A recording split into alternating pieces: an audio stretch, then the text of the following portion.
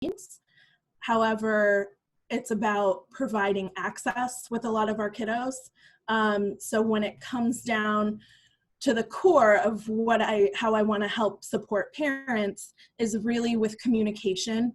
When I talk about what I do for a living, essentially I manage challenging behaviors and support and improve communication with kids.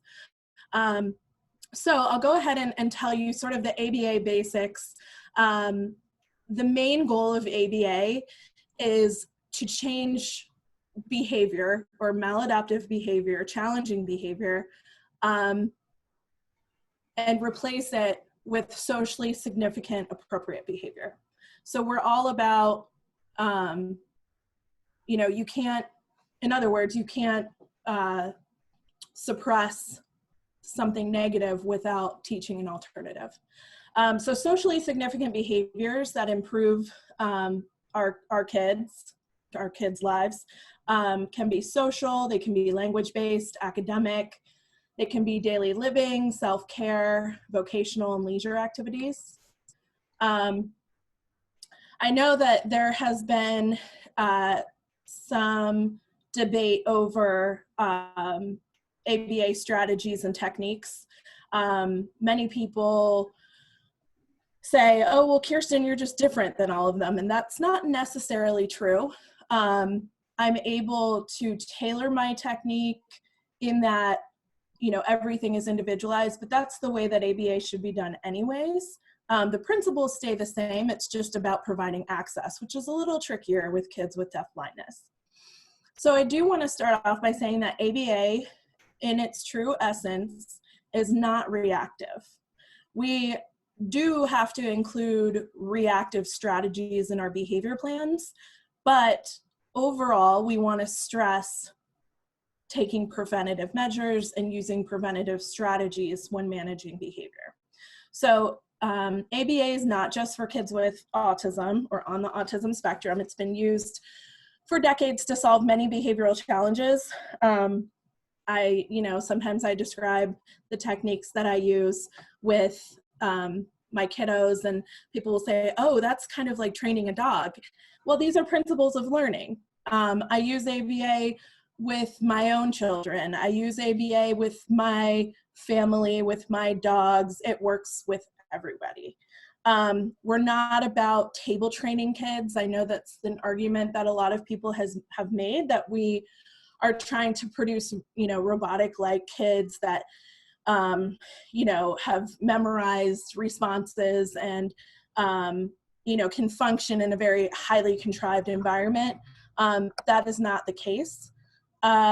We don't want to be punishing. We don't want to be taskmasters. And we don't want to just focus on eliminating problem behavior, because you're never going to eliminate any problem behavior unless you're teaching something appropriate in its place. We are also not about discouraging an individual's neurodiversity or focusing on labels, cognition, or personality. So no matter what your, if you have a disability or not, we have nothing to do with wanting to change a person's personality. We value people of all different sorts. ABA is preventative and proactive. We focus on changing behavior, teaching appropriate replacement behavior to replace those that are challenging. So we emphasize the modification of environmental events to change behavior. So I'll get into it a little bit more, but essentially what we're doing is structuring the environment to make ourselves as successful as we can and make our kids as successful as they can. This is why people use day planners, calendars, timers, all those kinds of things, because we are trying to structure our environments so that we can behave in a successful way. Our field focuses on taking and analyzing data on behavior and skill acquisition, because the data doesn't lie. So we like to measure how often a child is able to demonstrate a skill, or how often a child engages in a behavior. and how often, the opportunities they're getting to practice appropriate behavior. We want to identify the variables that are controlling the behavior and modifying them in such a way that the behavior increases or decreases. Now, there's a lot more to that in terms of the technical jargon, positive reinforcement, negative reinforcement, but essentially what we want to do is control as many variables in the environment as needed to make a child successful. So, for example, many kids engage in self-stimulatory behavior. It's also called stimming. Well, he's in the corner stimming on trains, or whatever the case may be. What we've noticed with many kids, this is just an example, that if you're teaching appropriate play, they're less likely to engage in more of those automatically reinforcing behaviors, like, self-stimulatory behavior. Same with teaching functional communication. If you're teaching, this is why I go back to what I was saying about, one of my two main things are managing challenging behavior and improving communication, because when we teach language, when we teach communication, and that can be via AAC, pictures, sign, vocalizations, in any way, the communication is really key. So as many opportunities you have to work on that with your kid will make everybody more successful and leads to better behavior, essentially. Behaviors are messages. So as a provider, I'm able to observe a behavior and say, this child is not giving me a hard time. This child is having a hard time. So it's very easy for me to say that as a provider. And as a parent, sometimes, I'm saying, why is my daughter giving me such a hard time? Why is she doing this? Well, it's not because she wants to make anything harder for me. It's because she's having a hard time. So what can we do to make it easier? First, we have to identify the purpose. We call it a function of the behavior. So the function of the behavior is the why. What is the message my child is sending by behaving this way? So possible function or purposes include gaining access to attention, gaining access to tangibles like food, toys, video games, avoiding or escaping attention, and avoiding and escaping an activity or demand. So let's talk about common examples. I'll just go through some, and then Jen, if you want to see if anybody, has any particular behaviors they're encountering, and we can talk through an example or two. Some common behaviors I come across, I won't go through all of them, but tantruming, property destruction, self-injurious behavior, aggression. We see a lot of automatic self-stimulatory behavior, so loud vocalizations that tend to be unexpected, perceptive play, that kind of thing. So those are some common challenging behaviors that we see. Does anybody want to offer an example of a behavior that they're encountering, or they would like to sort of talk through an example of something they've seen before? And people can just unmute themselves and talk, or you can type in the chat box, whichever is easier for you. Hello. My name is Sherry, and we have a student in our class that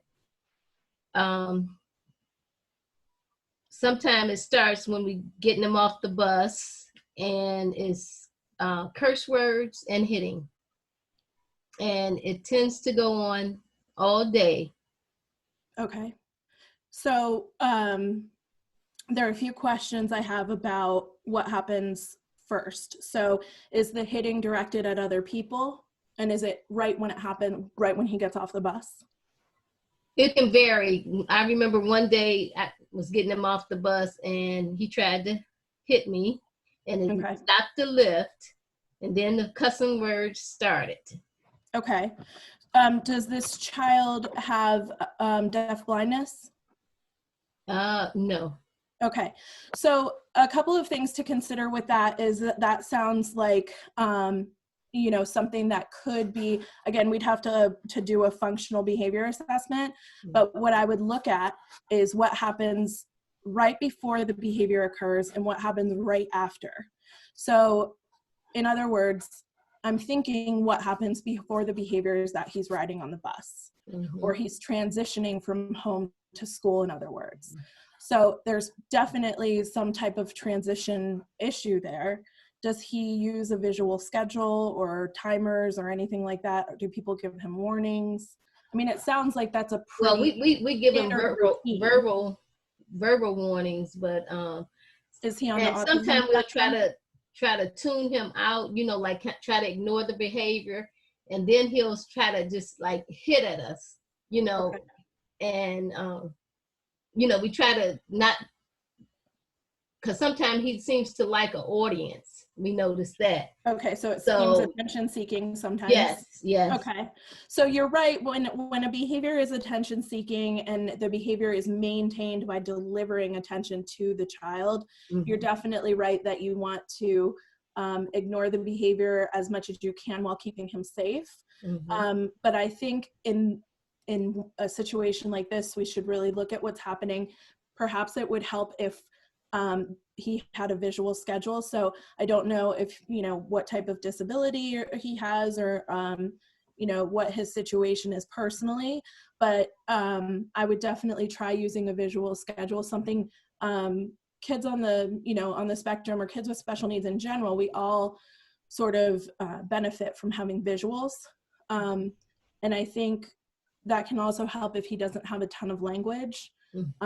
We also have to be careful in terms of setting events. So is he hungry? Is he not feeling well? Is there something about the bus that's bothering him? Is, you know, those types of things. Well, he lets us know when he want to eat. You know, he can say, you know, he can let you know.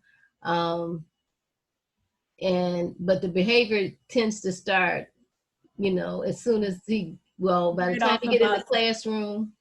And, you know, sometimes it's not all the time off the bus, but it seems like either getting on or getting off, he starts to cuss words, inappropriate words.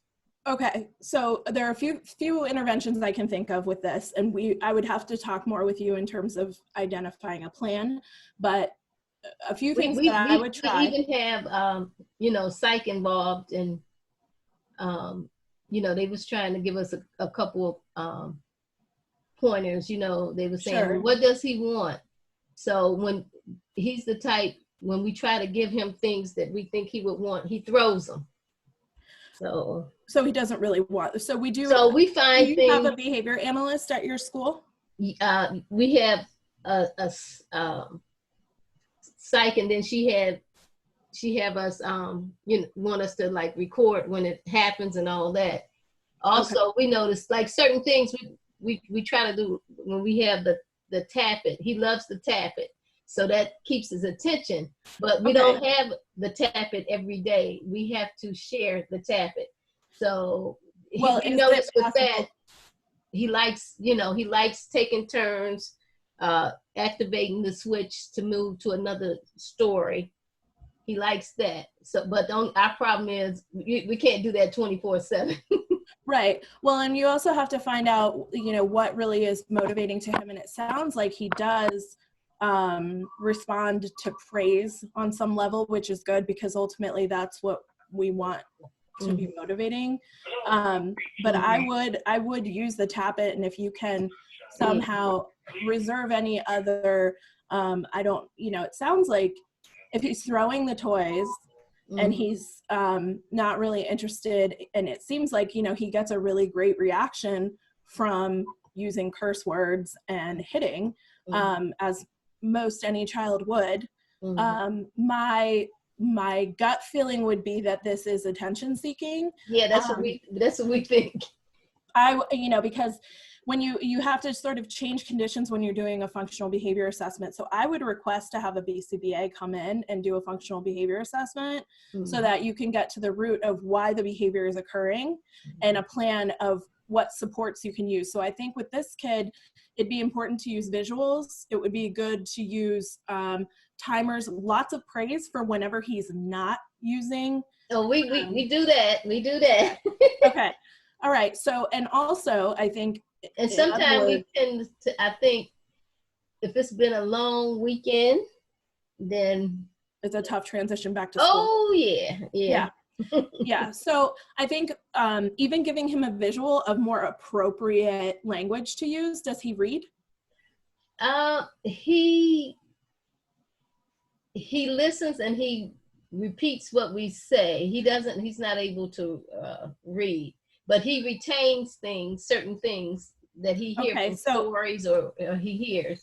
It could be, again, another thing, I would have to see it in person, but another thing is to give him visuals of alternative things to say. I had a kid who, same type of behavior, lots of bad language, he got great attention for it and all that kind of stuff. He had a whole incentive system, essentially, where his day was lined out and he had a little sheet and he would sort of keep score of, was I using appropriate language? Was I keeping my hands to myself? Now, he was a little older, so you would have to tailor it for this kid. But again, you got to teach him the replacement. So this kid, I don't know what he likes, but the kid I'm referring to in my situation was a huge SpongeBob SquarePants fan. So whenever he would drop the F-bomb, we would say, all right, what can you say instead? With very neutral, and so he would have a picture of SpongeBob and he could say like, oh, barnacles or whatever the case may be. And he would get attention for that, but he was still being appropriate. So those are some suggestions because, like I said, you can't just get him to stop without teaching him to do something differently.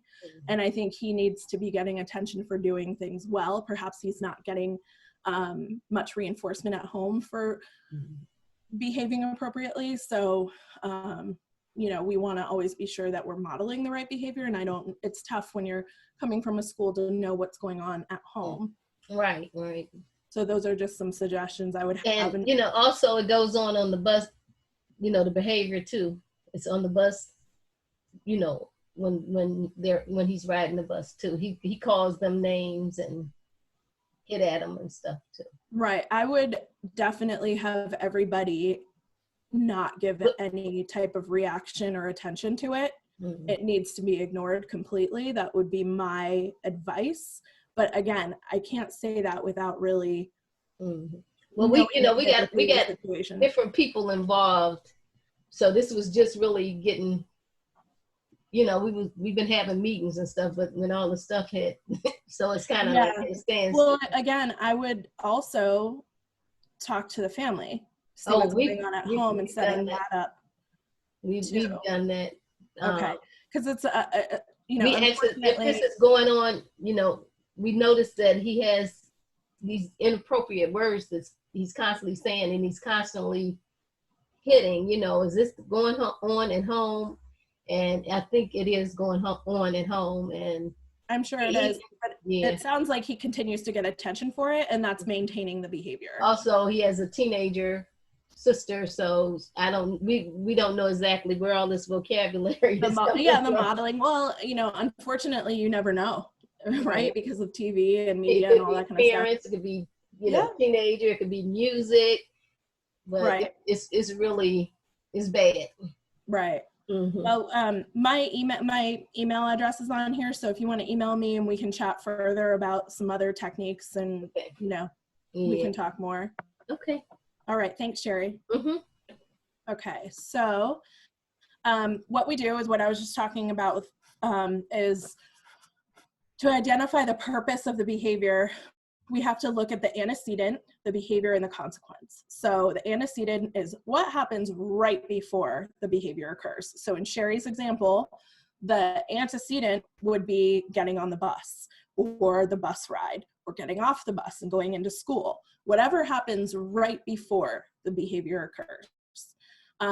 Then we're looking at what does the behavior look like. We want to look at it in observable, measurable terms. So we don't want to talk about like, well, he feels sad or he feels mad. We want to say he hit a staff member, he hit a peer, whatever the behavior looks like.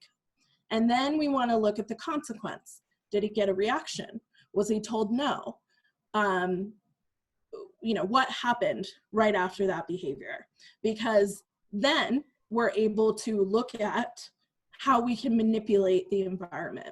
What can we do? So the advice, I said possibly, you know, not knowing the situation, but hypothetically speaking, we need to reduce the attention, because it seems like attention is maintaining this behavior. When he uses inappropriate language, somebody says, oh no, or you can't do that, or stop, you know, which a lot of times, it doesn't seem like you would want the negative attention, but a lot of times it doesn't matter what type of attention the kids are getting for this.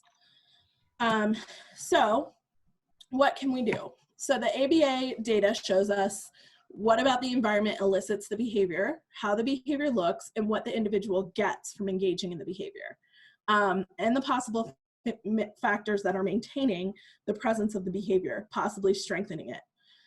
When we understand the purpose of the behavior, we can develop an intervention to address it and teach a more appropriate replacement behavior. So that's where I was talking about what can we do to change the behavior that Sherry mentioned. So what we can do are giving sort of, you know, where I use the SpongeBob example, but also practice it in times of calm, because we don't always want to just react to the behavior itself.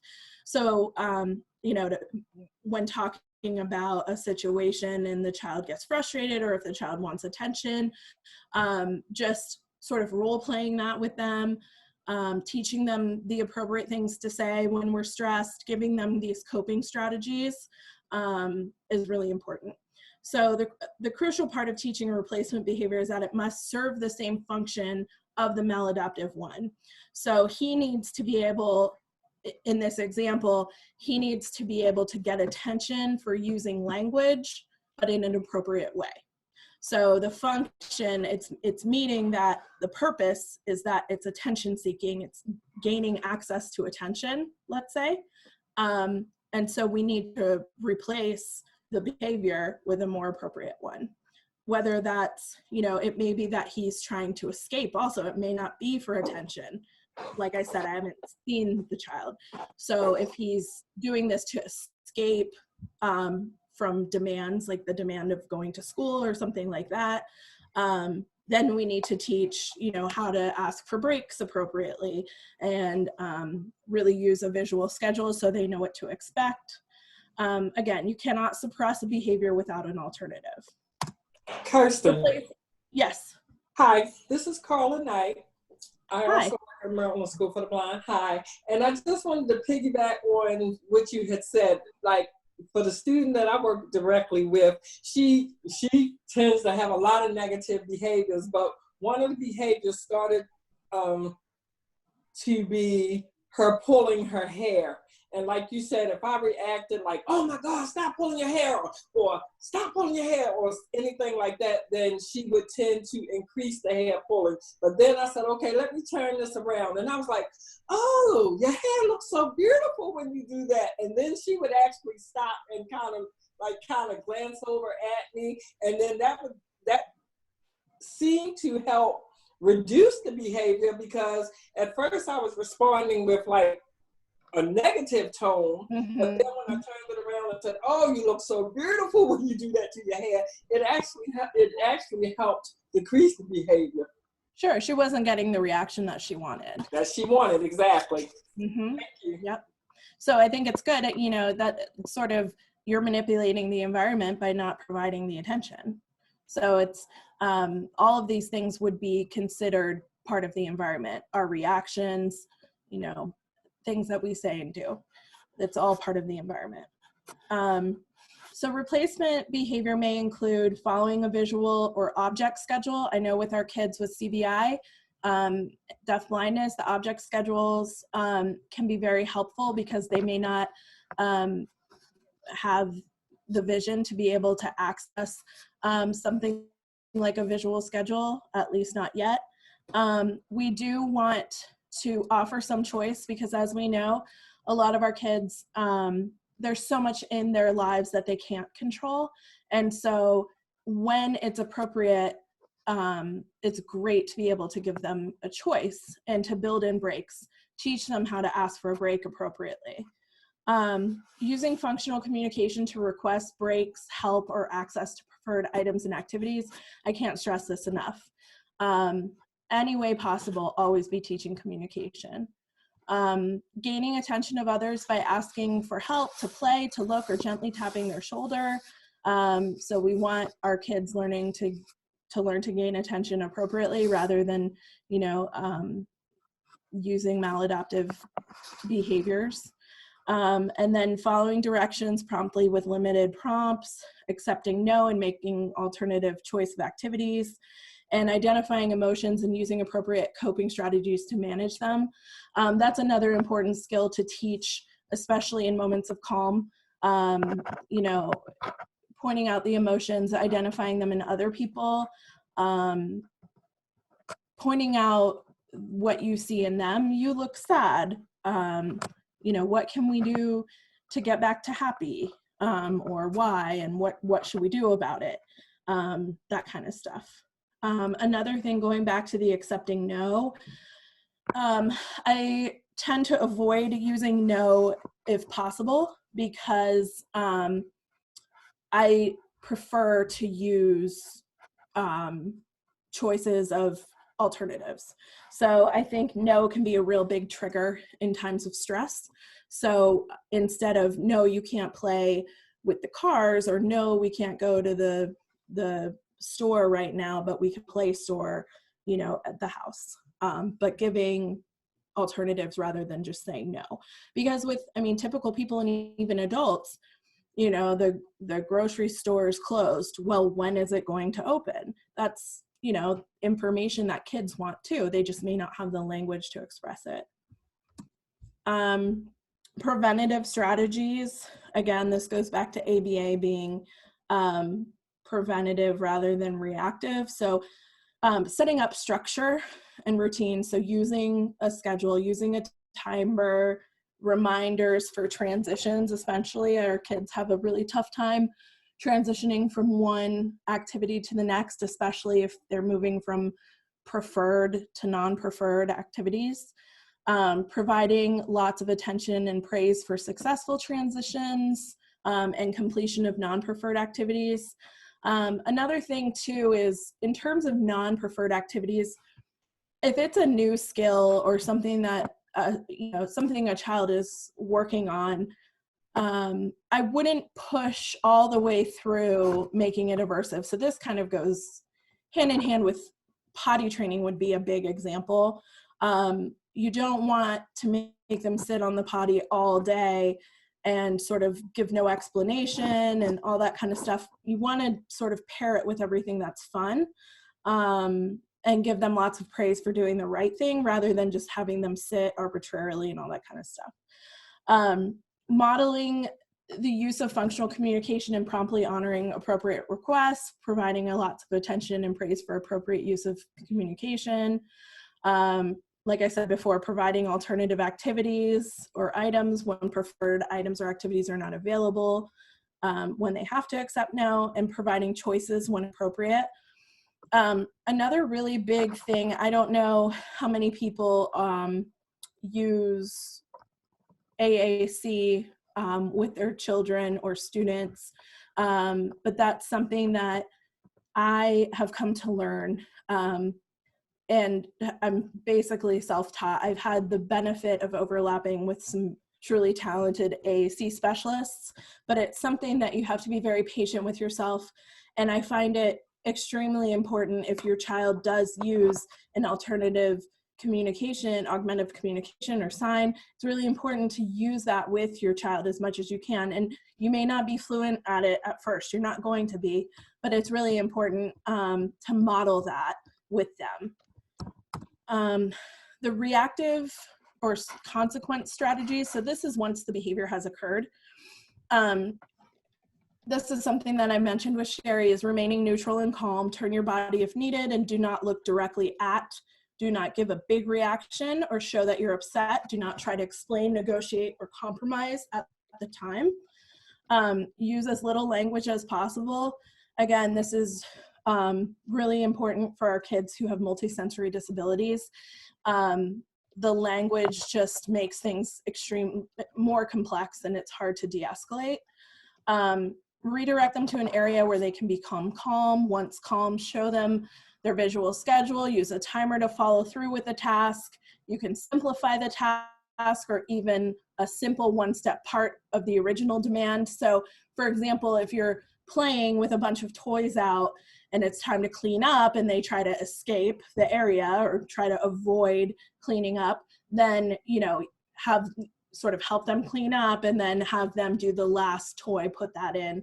But it's simplifying the task where they're still following it and being successful, but you can gain the control back. And if they've engaged in property destruction, prompt them using as little attention and language to make restitution. So, you know, if they run out of the room and slam the door, you know, take their hand, walk them back, and have them do it slowly. So it's, you know, going back to, you have to teach an appropriate replacement. We close the door softly, gently. We don't slam it. So teaching them the replacement in the moment is really important. Once they've completed the task, prompt them to ask for a break if that's something where they're trying to escape. Prompt them, you know, whatever their method of communication is, sign, AAC, words. They have to be able to, you know, get out of the situation or take a break appropriately rather than running away or throwing things, for example. As parents, our best defense is a strong offense. So these are strategies that you can use at home. So as we hear all over the news right now, we want to establish a new normal routine and stick to it. So for our kids, routine and structure is so important. It's important for everybody, but especially having a routine that's predictable, since there's so many things that are not right now. Structure allows us to internalize constructive habits. Visual and our object schedules are a fantastic support. So it helps kids see what to expect and manage their time, and it eases the transition. We want to present tasks in chunks that have a clear beginning, middle, and end. So when you know, even my mom used to talk about cleaning the house, and my grandmother used to have a philosophy that if she, you know, said she's going to clean the whole house, it would just be too overwhelming. And so she would just either take 10 minutes or do one room because it had a clear beginning, middle, and end. You know, I have to do the sinks and the toilet and this, and then I'm done. You know, so you have to be able to see the end sometimes to be able to do something that's maybe not so preferred. Timers also help. Visual timers are a great option. I use them with several of our kids. So those are great. They have ones that also vibrate, which is another, it's another good way to, another good support to use with kids with multisensory disabilities. And then I included an article here, and it gives examples. It's a really good one. It's from Perkins originally, and then it's on the CVI teacher's website, but it gives you these routines that this student, Jim, used over many years. And they found that by using these routines, they really were able to capitalize on language and vision use. So by pairing these routines, he had great interest and attention to the materials and build familiarity with icons and photographs. That's really going to help teach communication as well. So that's another really important reason why, you know, structure and routine are so important. Communication. This is the most essential skill you can work on with your child. You can be doing it anywhere at any time. You can pick a word I have a few families right now. They use the LAMP Words for Life AAC, and they, you know, they focus on like 2 words of the week, and they really hit those pretty hard. And as a result, they've seen a lot of success with, you know, language acquisition. So supporting and increasing communication is one of the best and most reliable ways to prevent and decrease challenging behavior. Embedding communication opportunities throughout the day is crucial. Pair it with preferred activities. Do it with what's motivating. So if a child loves to go on a swing, then pair the word go, or pair whatever the word you're teaching, stuff like that. Teaching language and having them use or approximate as much as they can during those preferred activities is a great place to start. Always be modeling communication with your child. You know, labeling even just simple tasks or even emotions. Although you probably know, and this is a really important thing, although you probably know and anticipate what your child wants or needs, or you can easily figure it out, use these opportunities to teach your child to communicate. So if it's, for example, if it's close to lunchtime, they seem like they might start becoming agitated, you want them to use their language. So we're not going to give them anything unless they say eat or hungry or whatever the case may be. And we're not withholding it, you know, you just want to have some sort of approximation for them to gain access so that they're learning the connection between using communication and getting what they want. This is teaching an appropriate replacement behavior. Instead of crying or yelling because they're hungry, they can ask or say what they want to eat however they can. Movement is huge. So another reliable way to prevent or decrease challenging behavior. So this is sort of muddy waters because I'm not an OT, but I do see the benefit of a quote unquote sensory diet. So sensory behaviors, often referred to as self-stimulatory or STIMs, are typically a function of automatic reinforcement, meaning the behavior is reinforcing on its own, usually because of the sensation it provides. So these behaviors are typically like screeching or chewing or seeking pressure. Those are what I'm referring to in terms of automatic reinforcing behavior. They're doing it because they like the sensation it provides. And it's really hard to compete with those because they don't have to do anything more than engage in the behavior to be reinforced. A sensory diet may help with managing these behaviors. For example, if an individual consistently seeks heavy pressure input, it would be very helpful to deliver this on a predictable schedule to help manage his sensory needs at an appropriate time and place, okay? So I am gonna do the disclaimer that this isn't evidence-based, but non-contingent reinforcement on a fixed time schedule is. So I recommend working with an occupational therapist if your child engages in these types of behaviors. But I think in general, we all know that movement will help pretty much any performance. I know that, you know, there's tons of research in terms of the benefits. So I'll leave that at that. Different kind of cues that we can use. We want to be mindful of these when addressing behavior. So communication, the use of language can be tricky for many of our kids. Visual and object cues help make more abstract concepts more concrete and easy to learn. They can help individuals stay on track and on task. It can bypass language and still convey meaning in a way others can understand. In developing these cues, one must be mindful of the 10 characteristics of CBI. If the child has CBI. For example, all materials for me, when I'm working with kids who are deafblind and have CBI, all materials are custom made to be meaningful for the particular learner. Accounting for novelty and complexity, upon presentation of materials, we must also account for lighting, visual fields, movement, and latency. So we want to be very precise about providing access. So for example, I see it with a lot of AAC systems that, for example, they'll have a picture of a symbol like a glass of water, but that may not be this child's experience with water. So it's not really meaningful. It doesn't really correspond for that child. Maybe that child's experience with water is, you know, the ocean or swimming pool. So we want to be sure that we're using meaningful symbols and things like that when we're communicating.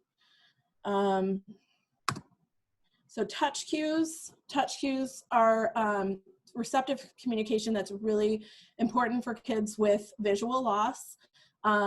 Consistent touch cues allow the child to anticipate what's happening next and who's touching them. Using touch cues reduces anxiety and increases the child's sense of control over the world.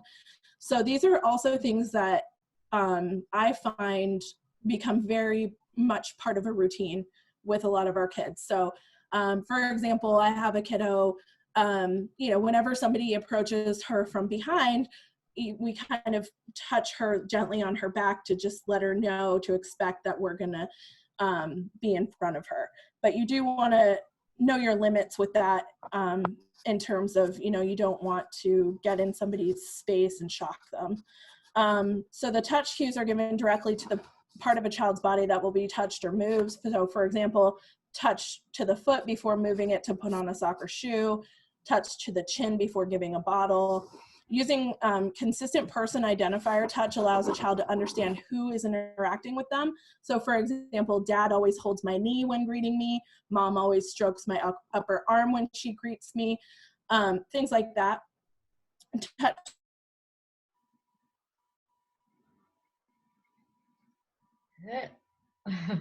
Uh-oh, Kirsten, you Cues froze. can be directional, also had before pulling the shirt down over their head.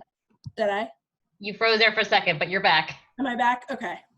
I don't know where I left off, but these are, the touch cues are also taken from the CVI teacher, and those are important too when managing behavior, because it's sort of priming a child for what's next. So that's important.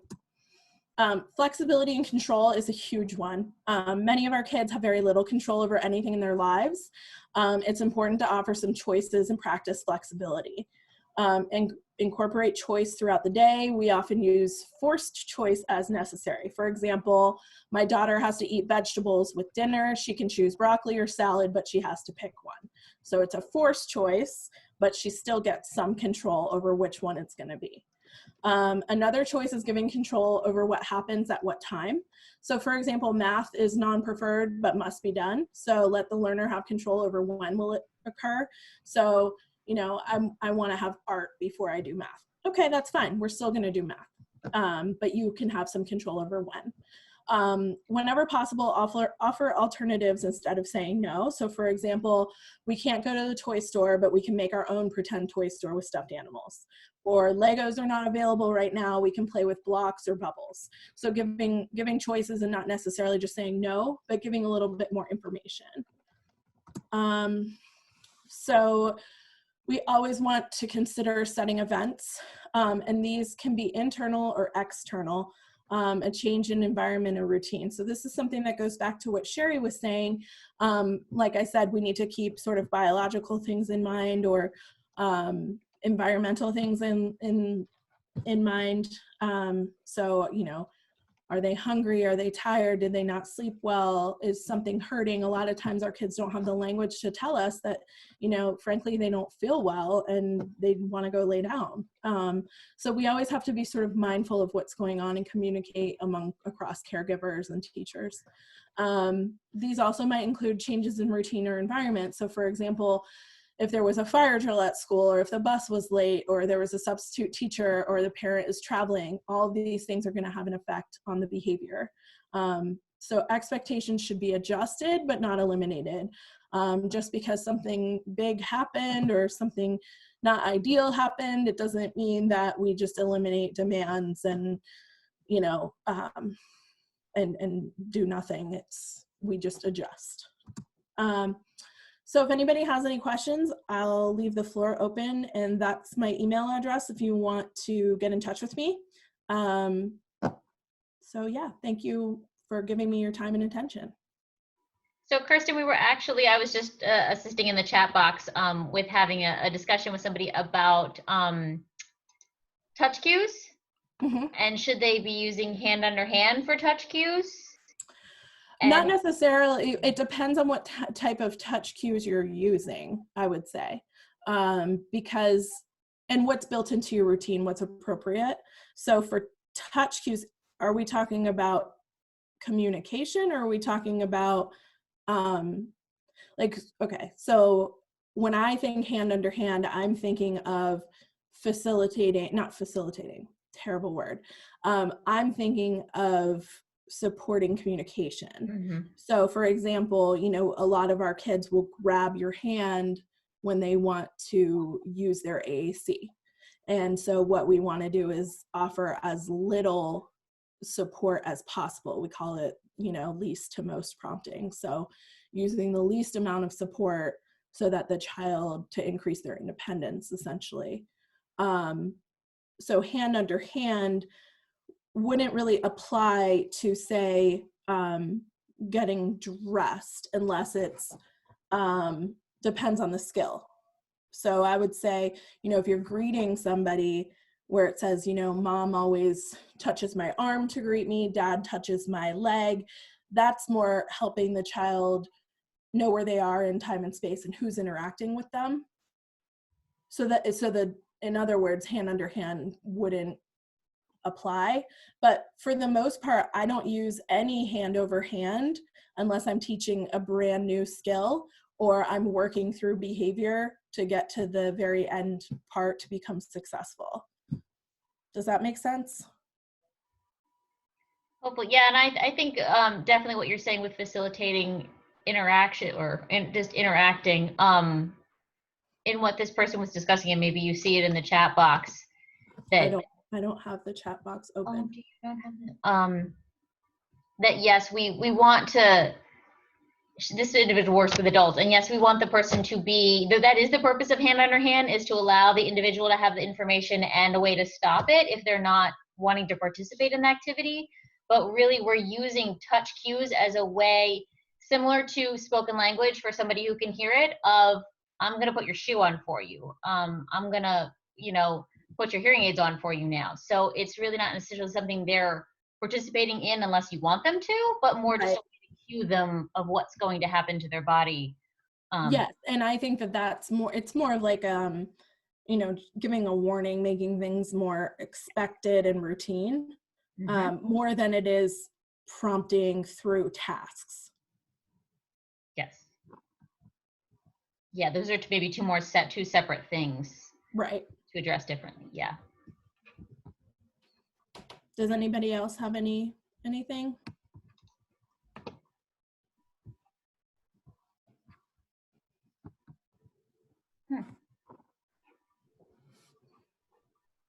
I had lots of comments and I probably should have written them down for things that I was like, oh, this is really good, reinforce this. But definitely one of them is, especially for our kids who are deafblind or pre-linguistic communicators, that factor of reinforcing the communication, like being responsive to their communicative attempts. Yes. And reinforcing immediately as appropriate. We get and that can even be just an initiation, tapping, or, you know, turning your gaze towards somebody. Those communicative attempts are just as important. Yes. And if they're not reinforced, then they might stop. Right. They may not increase.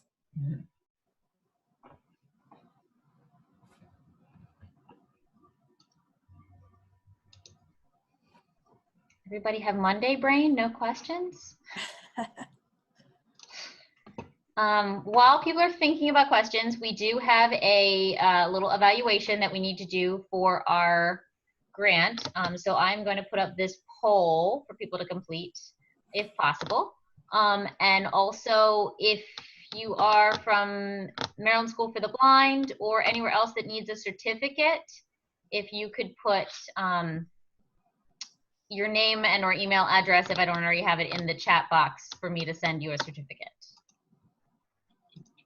Let's see if I can get this poll.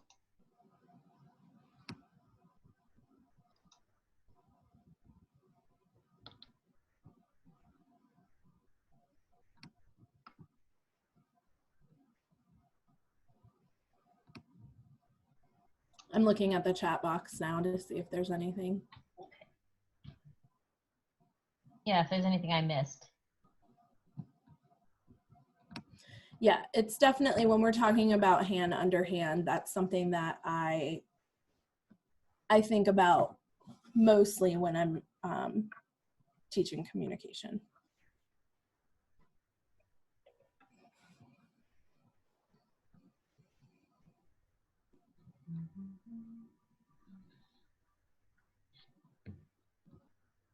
Do I fill out the poll for myself, Jen? Would you like to? Sure, go No. for it. It's anonymous, so go for it. Fill it out. Let us know how you think you did. It And if applies to anybody has any questions, you can definitely email me. I'd be happy to help out.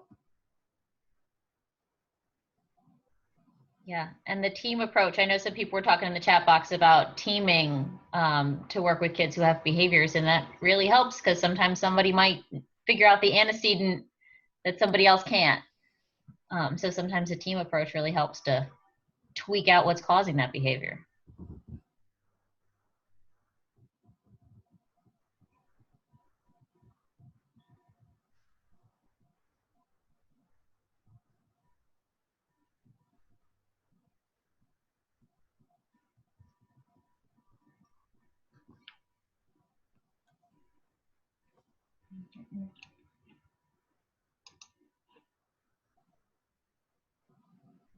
I agree.